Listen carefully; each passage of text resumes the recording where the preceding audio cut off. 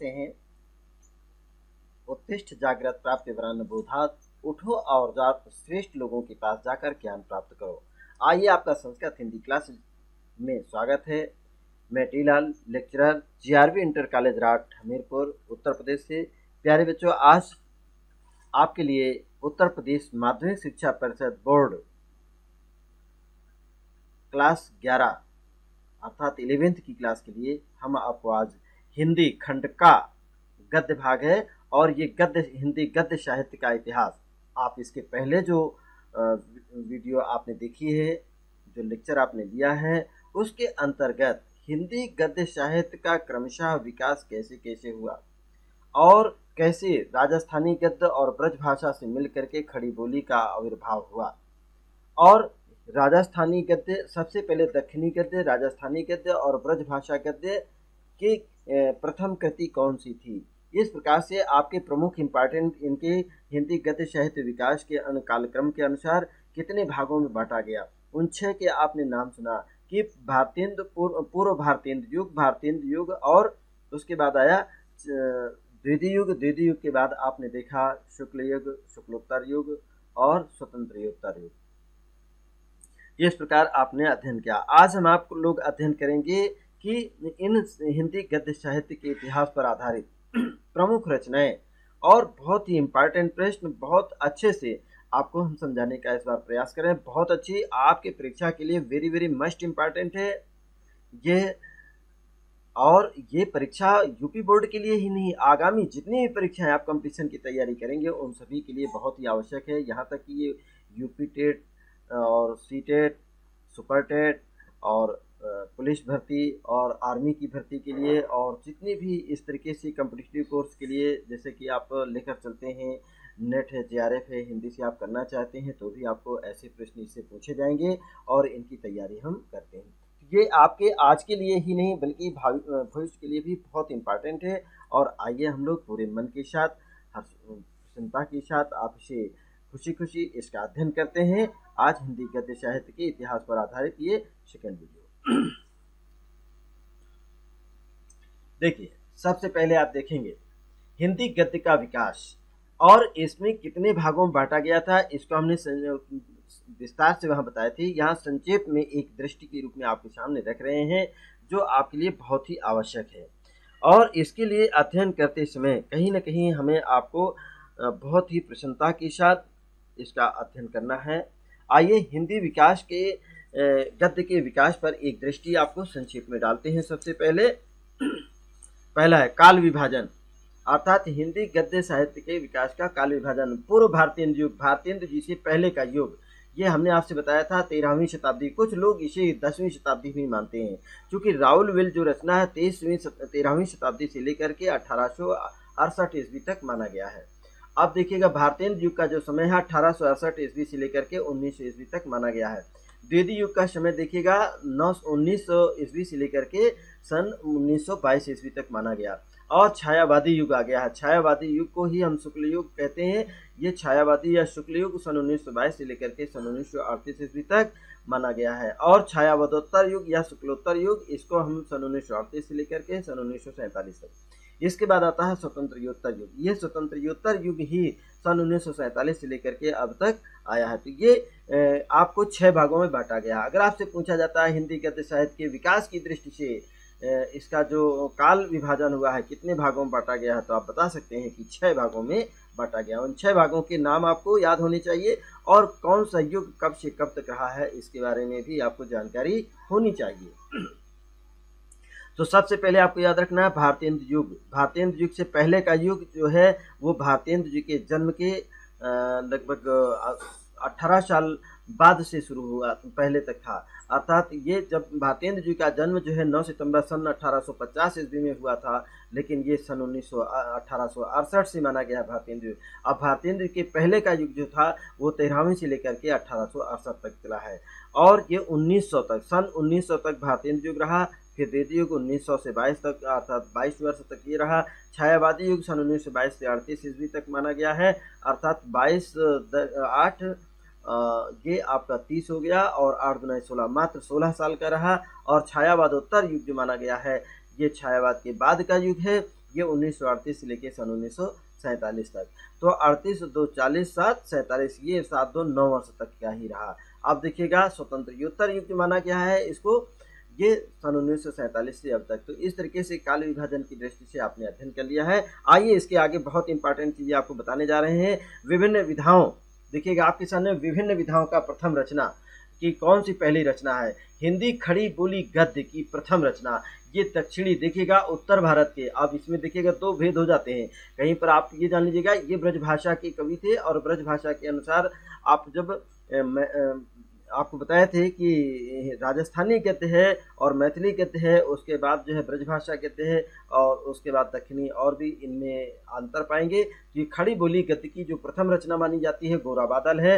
इसका देखिए 16वीं शताब्दी के बाद ही लिखी गई है जटमल जी के द्वारा, और इसके पहले की भी रचनाएं हैं जो आपको हम बता चुके हैं। तो ध्यान रखेंगे, हिंदी खड़ी बोली गद्य की जो प्रथम रचना कहलाती है गोरा बादल की कथा है, और इसके रचनाकार कौन है? जटमल है। दूसरा आता है हिंदी का प्रथम नाटक, बहुत अच्छा, ये नाहुस जी हैं, और गोपाल चंद्र गिरधर दास जी के द्वारा लिखा गया है। हिंदी का पहला नाटक गोपाल चंद्र गिरधर दास, ये कौन थे? ये भारतेंद्र जी के पिताजी थे, गोपाल चंद्र गिरधर दास। और हिंदी काव्य का प्रथम उपन्यास परीक्षा गुरु है। परीक्षा गुरु के लेखक कौन है? लाला श्री निवास दास। इसी प्रकार से आपसे पूछा जा सकता है हिंदी की पहली कहानी, तो पहली कहानी आप बता सकते हैं हिंदी की जो प्रथम कहानी है वो इंदुमती है, और किशोरी लाल गोस्वामी जी द्वारा विरचित है। चलिए इसके बाद अगला है हिंदी का प्रथम यात्रा व्रत, सरयू पार की यात्रा। देखिएगा आपके लिखी गई है सरयू पार की यात्रा, भारतेंद्र हरिश्चंद्र जी ने लिखी है। तो इसको कहीं ना कहीं आप स्थान देंगे, ये पहली यात्रा व्रत कहलाया है। और ये प्रथम आपके देखिएगा रचना में खड़ी बोली की हिंदी की प्रथम रचना, नाटक है, उपन्यास है, कहानी है, यात्रा व्रत है। इनको आपने अध्ययन किया, और ये सभी आपके लिए परीक्षा के लिए वेरी वेरी मस्ट इम्पोर्टेंट है, इनको आप जरूर तैयार कर लेंगे। आइए देखते हैं कुछ और बहुत ही प्रमुख चीज़ें हैं, और इनको कहीं ना कहीं हमें आपको तैयार करना है, याद करना है, और पूरे मन के साथ आप अपनी तैयारी करेंगे। देखिएगा निबंध किसे कहते हैं? आपसे विभिन्न प्रकार की विधाएं हैं, लेखक एवं उनकी कृतियां हैं। आपसे पूछा जाता है निबंध, निबंध लेखक का नाम, निबंध आचार्य रामचंद्र शुक्ल। आचार्य रामचंद्र शुक्ल का निबंध जो है ये एक अच्छे निबंधकार भी थे, और दीदी ये हजारी प्रसाद द्विवेदी जी भी बहुत अच्छे एक निबंधकार रहे।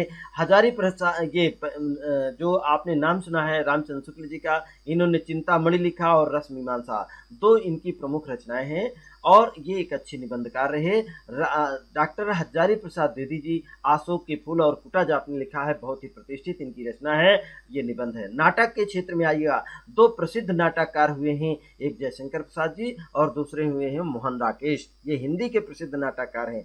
जबकि आप संस्कृत में आप पहुँचते तो वहाँ पर बताया जा सकता था कि महाकवि भाष्य महान नाटककारों में, और कालिदास जी भी प्रसिद्ध नाटककार हैं।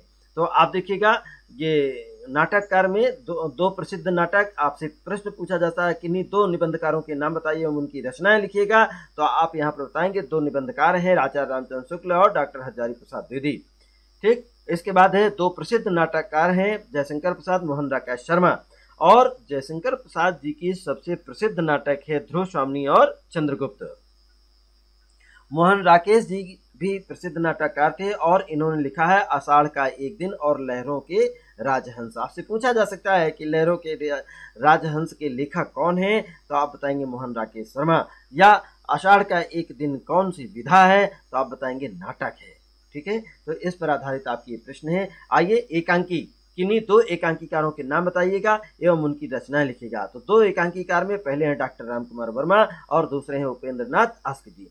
अर्थात ये देखिएगा कहीं ना कहीं डॉक्टर राम कुमार वर्मा जी ने दीपदान लिखा है और रेशमी टाई लिखा, ये एकांकी है। और उपेंद्र नाथ आस्क जी ने क्या लिखा है? चरवाहे और अंधी गली। इस प्रकार से इनकी जो प्रसिद्ध रचनाएं थी नाटक, ये एकांकी कहलाते हैं। अब आइए कहानी, दो कहानीकारों के नाम आपको बताना है।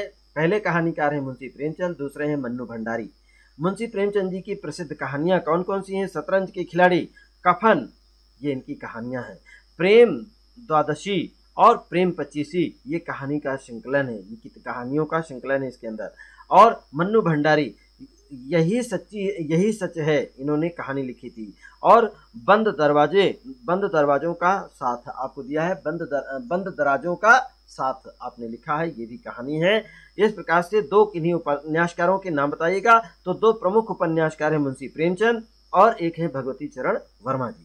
तो मुंशी प्रेमचंद जी ने आपके लिए लिखा है उपन्यास में गोदान और गबन, और भगवती चरण वर्मा जी ने क्या लिखा है, टेढ़े मेढ़े रास्ते और चित्रलेखा। बहुत इंपॉर्टेंट चार्ट है, देखिए आप इसको कहीं ना कहीं आप अपनी जो बनाएंगे नोटबुक तो उसमें आप लिख लीजिएगा संक्षेप में, या इसके प्रिंट आउट निकाल करके अपने दीवार में कहीं चस्पा कर लीजिए जहाँ पर आप निकलते बैठते ज़्यादा हैं, तो इसको आप पढ़ते रहिएगा। आइए अगला देखिएगा, यात्रा व्रत। किन्हीं दो यात्रा व्रत के नाम लिखिए जो यात्रा व्रतकार हैं, जो यात्रा व्रत की रचना करने वाले हैं। राहुल संकीर्तन जी पहले स्थान पर, दूसरे स्थान पर कौन है यात्राकार, ये है मिस्टर सेठ गोविंद दास। इन्होंने, राहुल संकीर्तन जी ने आपके लिए लिखा है रूस की 25 मास की यात्रा। दूसरा लिखा मेरी तिब्बत यात्रा, भी इनकी आत्मकथा है, ठीक है, ये भी लिखा मेरी तिब्बत यात्रा, ये इनकी यात्रा है। और इसी प्रकार इन्हें सेठ गोविंद दास जी ने, इन्होंने क्या लिखा है, पृथ्वी परिक्रमा, पृथ्वी परिक्रमा। दूसरा लिखा है सुदूर दक्षिण पूर्व, ये इनके बहुत प्रसिद्ध यात्रा व्रत हैं। अब आइए डायरी। डायरी के लिखेगा किन्हीं दो डायरीकारों के नाम बताइएगा। तो रामधारी सिंह दिनकर और दूसरे हैं मोहन राकेश जी। रामधारी सिंह दिनकर जी ने लिखा है दिनकर की डायरी, और मोहन राकेश जी ने लिखा है मोहन राकेश की डायरी। ये इनकी प्रसिद्ध डायरियां थी। अब आइए संस्मरण देखते हैं, किन्हीं दो संस्मरणकारों के नाम बताइएगा। तो आप संस्मरण में लिखेंगे, पहला नाम स्थान आप लिखेंगे महादेव वर्मा और दूसरा नाम लिखेंगे रामवृक्ष बेनीपुरी। और महादेव वर्मा जी ने क्या लिखा है, पथ के साथी, आपने बहुत अच्छा लिखा है पथ के साथी। और दूसरा रामवृक्ष बेनीपुरी जी ने लिखा है जंजीर और दीवारें। इसके बाद आइए रेखा चित्र में, दो प्रसिद्ध रेखा चित्रकारों के नाम आप हैं नंबर 1 पे, आप देखिएगा रामवृक्ष बेनीपुरी और दूसरे हैं महादेवी वर्मा जी। तो ये रेखा चित्र और संस्मरण दोनों ही क्षेत्रों में रचनाएं किया हैं। आप देखिए रेखा चित्र में रामवृक्ष बेनीपुरी ने लिखा है माटी की मूर्तें। आपसे पूछा जा सकता है कि माटी की मूर्तें कौन सी विधा है, तो आप क्या बताएंगे, माटी की मूर्तें ये रेखा चित्र हैं। और महादेव वर्मा जी के प्रसिद्ध रेखा चित्र कौन सा, अतीत के चलचित्र। बहुत अच्छा लिखा है आपने। और इसी के बाद देखिएगा यामा नामक जो पुस्तक है महादेव वर्मा, इस पर आपको जो है ज्ञानपीठ पुरस्कार प्राप्त हुआ था। अगला ये रिपोर्टाज। रिपोर्टाज, दो रिपोर्टाज कर्ताओं के नाम, तो नंबर 1 के हैं रंगे राघव जी, नंबर दूसरे हैं धर्मवीर भारती जी। और रिपोर्टाज में देखिएगा रंगे राघव जी ने लिखा है एक रिपोर्ट, ये भी रिपोर्टाज है। धर्मवीर भारती ने लिखा है अकाल की एक छाया, ये बहुत अच्छा इनका रिपोर्टाज है। और इसके बाद आइए गद्य गीत, जिसको हम गद्य गीत या गद्य काव्य के नाम से जानते हैं। दो गद्य गीतकारों के नाम या दो गद्य काव्यकारों के नाम बताइएगा। तो राय कृष्णदास जी और दूसरे हैं वियोगी हरि जी। तो राय कृष्णदास जी ने, इनका एक प्रसिद्ध गद्य गीत है साधना संग्रह, और वियोगी हरि जी का प्रसिद्ध गीत काव्य है जिसको वो गद्य काव्य है तरंगिणी संग्रह। अब आइएगा आत्मकथा। आत्मकथा के लेखक कौन कौन है, आत्मकथाकार देखिएगा सभी ने काफ़ी लेखक हैं, कई लेखक हैं जिनमें प्रसिद्ध हैं आपके बाबू गुलाब राय जी और दूसरे हैं यशपाल जी। ये प्रमुख आत्मकथाकार हैं। और बाबू गुलाब राय ने लिखा है मेरी असफलताएं। अगर आपसे पूछा जाए मेरी असफलताएं क्या है, तो आप क्या बताएंगे, ये आत्मकथा है और इसके लेखक हैं बाबू गुलाब राय। आइएगा यशपाल जी का नाम आप सुन रहे हैं, यशपाल जी ने लिखा है आत्मकथा के रूप में, आत्मकथा लिखा है इन्होंने सिंहावलोकन। इस प्रकार ये प्रमुख जो विधाएं थीं और ये इनकी विधाओं के मतलब रचनाएं थीं और ये रचनाकार थे। तो इस प्रकार से आपने प्रमुख बहुत ही इम्पॉर्टेंट ये मतलब पीडीएफ रही, इसको भी आप डाउनलोड कर लेंगे। कुछ चीज़ें और रह गई, भेंटवार्ता। ये आया है भेंटवार्ता में लक्ष्मी चंद्र जैन जी, भेंटवार्ताकार। दो प्रमुख भेंटवार्ताकार के नाम बताइएगा। तो पहले स्थान पे आप बताइएगा लक्ष्मी चंद्र जैन, दूसरे स्थान पर लिखिएगा राजेंद्र यादव। और लक्ष्मी चंद्र जैन जी के प्रसिद्ध भेंटवार्ता कौन है, भगवान महावीर एक इंटरव्यू, ठीक है। दूसरा भेंटवार्ता राजेंद्र यादव जी ने लिखी है, इन्होंने लिखा है चेखव एक इंटरव्यू। ये इंटरव्यू के रूप में लिखते हैं तो इनको भेंटवार्ता कहते हैं। जब भी इंटरव्यू आए तो ये मान लेना कि भेंटवार्ता है। चलिए जीवनी अमृत राय जी का, देखिए जीवनीकार हैं अमृत राय और विष्णु प्रभाकर। अब अगर अमृत राय जी का जीवनी, अमृत राय जी की द्वारा विरचित जीवनी है कलम का सिपाही, और विष्णु प्रभाकर जी ने क्या लिखा है, आवारा मसीहा। अगर आपसे पूछा जाता है कि आवारा मसीहा के लेखक कौन है, तो आप क्या बताएंगे, विष्णु प्रभाकर जी हैं। ये प्रमुख रचनाएं और रचनाकार थे, बहुत ही इम्पॉर्टेंट है आपके लिए और इसको याद करिएगा। कहीं ना कहीं आपको इससे निश्चय ही बहुत अच्छी आपको सफलता मिलेगी। प्यारे बच्चों, कहीं न कहीं बेरोजगारी का जो दर्द है इसको मिटाने के लिए आप सजग रहिएगा, और जो ये इम्पॉर्टेंट रचनाएं हैं, रचनाकार हैं, इसको आप ज़रूर याद रखिएगा। अभी देखिएगा, हमारे यहाँ जो आज राजनीति से प्रेरित होकर के जो आज आप माहौल देख रहे हैं कि भारत दुनिया की सबसे बड़ी बेरोजगारी वाला देश बन रहा है, तो कहीं न कहीं इसके बारे में आप देखिएगा, हमारे कुछ प्राचीन जो लेखक थे उन्होंने लिखा था कि सांप बेरोजगार हो गए, सांप बेरोजगार हो गए, अब आदमी काटने लगे। सांप बेरोजगार हो गए, अब आदमी काटने लगे। अब कुत्ते क्या करें, तलवे अब आदमी चाटने लगे। कितनी बड़ी बात कही गई है, इसको आप स्थान दीजिएगा, आपने कहीं लिखिएगा कि सांप बेरोजगार हो गए, अब आदमी काटने लगे, और कुत्ते क्या करें, तलवे आदमी चाटने लगे, तलवे आदमी चाटने लगे। तो आइए, कहीं न कहीं प्यारे बच्चों, अपनी इन रचनाओं को भी स्थान देंगे, और याद रखिएगा कुछ नई चीज़ें हैं आपके लिए हमने बताने का प्रयास किया है। आइए, अब आइएगा, बहुत अच्छी है। युग के अनुसार, युगानुसार अर्थात युग के अनुसार विभिन्न गद्य विधाओं के प्रमुख लेखक कौन कौन से हैं, उनके कहानीकार, नाटककार, उपन्यासकार और निबंधकार। आइए, भारतेंद्र युग, द्वितीय युग, शुक्ल युग और शुक्लोत्तर युग, ये आपने नाम सुना है। भारतेंद्र युग, द्वितीय युग, शुक्ल युग और शुक्लोत्तर युग। शुक्लोत्तर के युग के बाद आता है स्वतंत्रोत्तर युग। देखिएगा, चलिए पहले भारतेंद्र युग में देख लेते हैं। 1, 2, 3, 4, ये 4 प्रमुख दिए गए हैं। अब देखिएगा, भारतेंद्र युग, भारतेंद्र युग के 2 प्रसिद्ध कहानीकार के नाम बताइएगा। तो भारतेंद्र युग के 2 प्रसिद्ध कहानीकार हैं अंबिका दत्त व्यास और चंडी प्रसाद सिंह। इसके बाद हैं भारतेंद्र युग के 2 प्रमुख नाटककार श्री निवास दास हैं और श्री पंडित प्रताप नारायण मिश्र जी। और भारतेंद्र युग के 2 उपन्यासकार हैं राधा चरण गोस्वामी और श्री निवास दास। इसी प्रकार आपके भारतेंद्र युग के 2 प्रमुख निबंधकार, अभी आपने कहानीकार, नाटककार, उपन्यासकार, अब आप देखिए निबंधकार, पंडित प्रताप नारायण मिश्र और बालकृष्ण भट्ट, ये प्रमुख निबंधकार थे।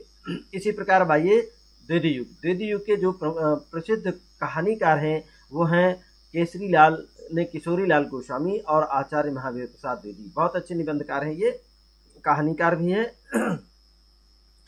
आप देखिएगा, द्वितीय युग के 2 प्रमुख नाटककार उदय शंकर भट्ट और जयशंकर प्रसाद जी हैं। द्वितीय युग के 2 प्रसिद्ध उपन्यासकार किशोरी लाल गोस्वामी और देवकीनंदन खत्री, बहुत अच्छे उपन्यासकार हैं देवकीनंदन खत्री जी। द्वितीय युग के 2 प्रमुख निबंधकार हैं आचार्य महावीर प्रसाद द्विवेदी और बाबू श्याम सुंदर दास, ये निबंधकार हैं प्यारे बच्चों। अब आइए शुक्ल युग, शुक्ल युग के देखिएगा प्रसिद्ध कहानीकार हैं सुदर्शन जी और मुंशी प्रेमचंद जी। शुक्ल युग के 2 प्रमुख नाटककार हैं सेठ गोविंदास, आप इनका नाम सुन रहे हैं, नाटककार कौन है, सेठ गोविंदास शुक्ल युग के। शुक्ल युग के प्रसिद्ध उपन्यासकार हैं मुंशी प्रेमचंद जी और वृंदावन लाल वर्मा। शुक्ल युग के 2 प्रसिद्ध निबंधकार हैं रामचंद्र शुक्ल जी और बाबू गुलाब राय। अब आइएगा शुक्लोत्तर युग, शुक्लोत्तर युग के 2 प्रसिद्ध कहानीकार इलाचंद जोशी और 2 प्रसिद्ध इलाचंद जोशी एवं जैनेन्द्र कुमार। ठीक है, अब इसके बाद आता है शुक्लोत्तर युग। शुक्लोत्तर युग के 2 प्रसिद्ध नाटककार, एक है डॉक्टर राम कुमार वर्मा और दूसरे हैं उपेंद्र नाथ आस्क जी। इसी प्रकार अगले हैं शुक्लोत्तर युग के 2 प्रसिद्ध उपन्यासकार, तो भगवती चरण वर्मा और यशपाल जी का नाम अपने याद रखेंगे। शुक्लोत्तर युग है, शुक्लोत्तर युग के 2 प्रसिद्ध निबंधकार हैं डॉक्टर नागेंद्र प्रसाद जी और डॉक्टर हजारी प्रसाद द्विवेदी। इन्होंने अशोक के फूल लिखा, बहुत अच्छा इनका कहीं न कहीं श्रेष्ठ निबंध है, इसको जरूर पढ़िएगा। तो आइए अब आगे चलते हैं और कुछ प्रमुख पत्र पत्रिकाएं हैं, इन पर भी प्रकाश डालते हैं और इनको पहचान लीजिएगा। भारतेंद्र युग, भारतेंद्र युग के प्रसिद्ध, देखिएगा भारतेंद्र युग के प्रसिद्ध जो पत्रिका है उस पत्रिका का नाम है कविवचन सुधा और इसके संपादक थे, कविवचन सुधा के संपादक कौन है, भारतेंद्र हरिश्चंद्र। ये कहाँ से प्रकाशित होता था, काशी से, और किस सन से प्रकाशित हुआ, सन 1868 ईस्वी से। ठीक है, भारतेंद्र जी इसके संपादक रहे। अगला है हरिश्चंद्र मैगजीन, हरिश्चंद्र मैगजीन जो है हरिश्चंद्र जी इसके संपादक थे, भारतेंद्र हरिश्चंद्र जी, और काशी से ही प्रकाशित होता था, प्रकाशित स्थान है इसका, और सन 1873 ईस्वी से ये शुरू हुआ था मैगजीन, हरिश्चंद्र मैगजीन। दूसरा है हरिश्चंद्रिका, ये भारतेंद्र हरिश्चंद्र जी इसके संपादक रहे, काशी से ही निकलने वाली ये पत्रिका है। और इसके साथ आइएगा ये सन 1874 ईस्वी में इसका प्रकाशन हुआ था। फिर इसके बाद आइए आनंद कादम्बनी। आनंद कादम्बनी एक समाचार पत्रिका है और इस पत्रिका के लेखक है, संपादक थे बद्री नारायण चौधरी प्रेमघन। इसके बाद आइए मिर्जापुर। ये मिर्जापुर स्थान से देखिए प्रकाशित होती थी सन 1881 ईस्वी से। आइए हिंदी प्रदीप। हिंदी प्रदीप के जो संपादक थे वो पंडित बालकृष्ण भट्ट जी थे और ये इलाहाबाद से प्रकाशित होती थी और सन 1877 ईस्वी से इसका प्रकाशन कार्य शुरू हुआ था। आइए ब्राह्मण। ये ब्राह्मण क्या है? ब्राह्मण की एक ये पत्रिका है। ब्राह्मण पत्रिका के संपादक थे पंडित प्रताप नारायण मिश्र जी और ये कानपुर से प्रकाशित होती थी और इसके जो प्रकाशन का वर्ष है वो है सन 1883 ईस्वी। तो इस प्रकार से आप ये प्रमुख जो है पत्रिकाएं हैं और उनमें ये संपादक रहे हैं, कहाँ से इनका प्रकाशन हुआ है और किस सन में शुरू हुआ था, ये आपको बताए गए हैं। बहुत इम्पॉर्टेंट है आपके लिए, जरूर इसको आप ध्यान रखिएगा। तो प्यारे बच्चों, कुछ इम्पॉर्टेंट चीज़ें आपको बताई थी हमने और इनको कहीं ना कहीं ये आपके लिए बहुत ही इम्पॉर्टेंट है। आइए अब देखिएगा, इसके बाद देखिए सरस्वती पत्रिका। ये द्वितीय युग की, पहले आपने भारतेंदु युग देखा, आप द्वितीय युग देखिएगा। सरस्वती पत्रिका आचार्य महावीर प्रसाद द्विवेदी जी आज इसके संपादक थे। इलाहाबाद से प्रकाशित हुई सन 1919 से, ये 1900 से शुरू हुई थी। तो सरस्वती पत्रिका का जो प्रकाशन वर्ष शुरू हुआ है वो सन 1900 ईस्वी से। समालोचक पत्रिका है। इसके चंद्रधर शर्मा गुलेरी जी इसके संपादक थे और जयपुर से ये प्रकाशित होती थी सन 1902 ईस्वी से। ठीक है। इंदू एक मासिक पत्रिका है।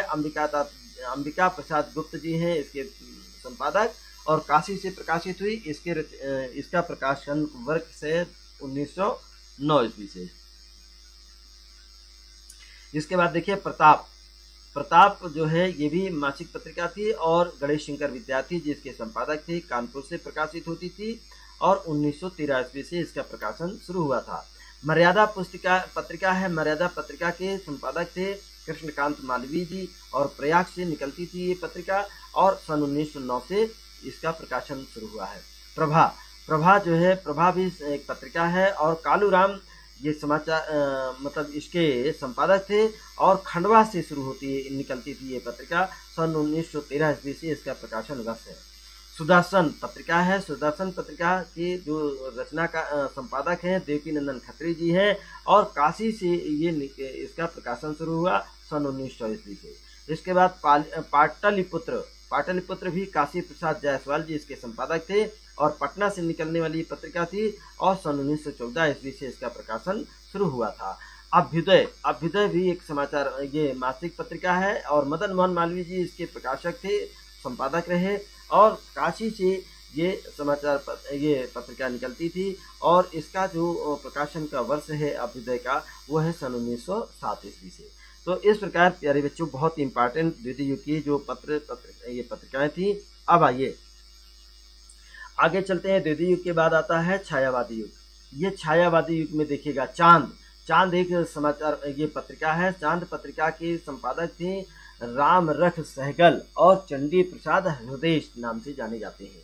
ये प्रयाग से निकलने वाली ये पत्रिका है और सन 1920 ईस्वी से इसका प्रकाशन शुरू हुआ। फिर इसके बाद आता है प्रभा भी एक पत्रिका है। बालकृष्ण शर्मा नवीन इसके प्रकाशक संपादक थे, कानपुर से निकलती थी और सन 1921 ईस्वी से इसका प्रारंभ हुआ। माधुरी ये दुलारे लाल भार्गव इसके जो है संपादक रहे।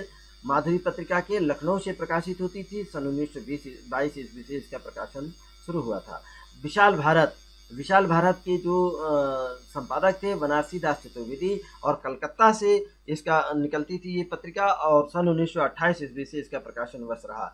इसके बाद आते हैं हंस पत्रिका के संपादक थे मुंशी प्रेमचंद जी, काशी से निकलती थी ये पत्रिका और सन 1930 ईस्वी से इसका प्रकाशन वर्ष रहा। इसके बाद आया समन्वय पत्रिका के संपादक थे निराला जी, सूर्यकांत त्रिपाठी निराला जी और कलकत्ता से ये पत्रिका निकलती थी सन 1922 ईस्वी से। और इसके बाद आया स्मृति सरोज के लेखक कौन थे? संपादक थे नवजादिक लाल, नाम क्या है? नवजादिक लाल श्रीवास्तव। ये कलकत्ता से पत्रिका प्रकाशित होती थी सन 1927 ईस्वी से। साहित्य संदेश बाबू गुलाब राय जी हैं इसके संपादक। आगरा से निकलने वाली मासिक पत्रिका है और सन 1937 से इसका प्रकाशन वर्ष है। इसी प्रकार मतवाला महादेव प्रसाद सेठ निराला जी थे, इन्होंने निकाला इसको, मतवाला के संपादक रहे और कलकत्ता से ये पत्रिका निकलती थी और 1923 ईस्वी से इसका प्रकाशन वर्ष। फिर इसके बाद कर्मवीर, कर्मवीर के संपादक थे माखनलाल चतुर्वेदी, जबलपुर से प्रकाशित होती थी सन 1921 ईस्वी से। हिंदी नवजीवन, महात्मा गांधी जी इसके संपादक थे और अहमदाबाद से ये शुरू होती थी, निकलती थी पत्रिका सन 1921 ईस्वी से। इसके बाद आया देश, देश पत्रिका के संपादक थे डॉक्टर राजेंद्र प्रसाद जी। राजेंद्र प्रसाद पटना से ये देश नामक पत्रिका का संपादन कार्य शुरू हुआ और सन 1920 ईस्वी से इसका प्रारंभ हुआ।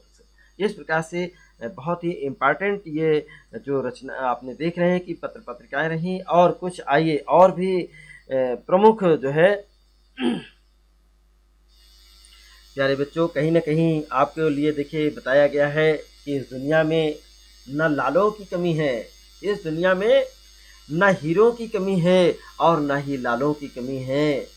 इस दुनिया में कहते हैं ना हीरो की कमी है ना ही लालों की कमी है, अगर कमी है तो खोजने वालों की कमी है। आपने देखा खोज करके कितनी महत्वपूर्ण ये पत्र पत्रिकाएं आपके सामने लाई गई हैं। आइए और भी आपको बताते हैं, ये लगभग 34 पत्रिकाएं हमने आपको पत्र पत्रिकाओं के नाम दिए हैं।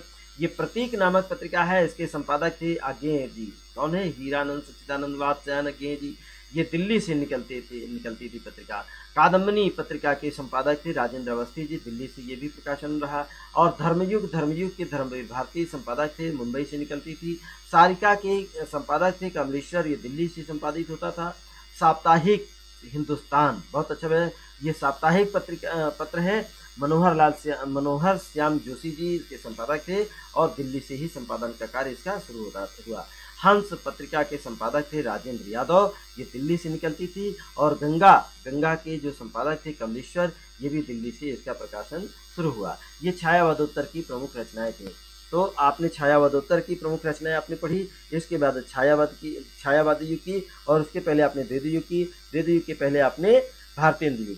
तो भारतेंद्र युग, द्वितीय युग और इसके बाद छायावादी युग आपको बताया, और छायावादी के बाद छायावादोत्तर युग आया। अब आ जाता है स्वतंत्र योत्तर युग। तो स्वतंत्र योत्तर युग की जो हम रचनाएं हैं वो हम बाद में अब आपको बताएंगे। और इसी के साथ आज की जो इतनी प्रमुख इम्पॉर्टेंट जो चीज़ें थी वो हमने आपको संजो करके रखी हैं, और इसको आप लोग PDF को डाउनलोड कर लें, वीडियो को बहुत ध्यान से सुनेंगे और इसको याद भी करना है। ये परीक्षा के लिए बहुत ही इम्पॉर्टेंट है। आपके एक नंबर के तो प्रश्न बोर्ड में प्रतिवर्ष पूछे जाते हैं, इसके साथ ही अन्य प्रतियोगी परीक्षाओं के लिए भी बहुत इम्पॉर्टेंट है। इसलिए इसको वीडियो को मन लगा करके देखिएगा, और कहीं त्रुटि अगर समझ में आती है, कहीं आपको अन्यथा महसूस होता है, कोई रचना अगर गलत है तो ज़रूर हमें बताइएगा, कमेंट बॉक्स में नोट करिएगा, और हम उसको पुनः जो है संशोधित करेंगे, देखें उस पर कहीं न कहीं परीक्षण भी करेंगे। तो इसी के साथ आज की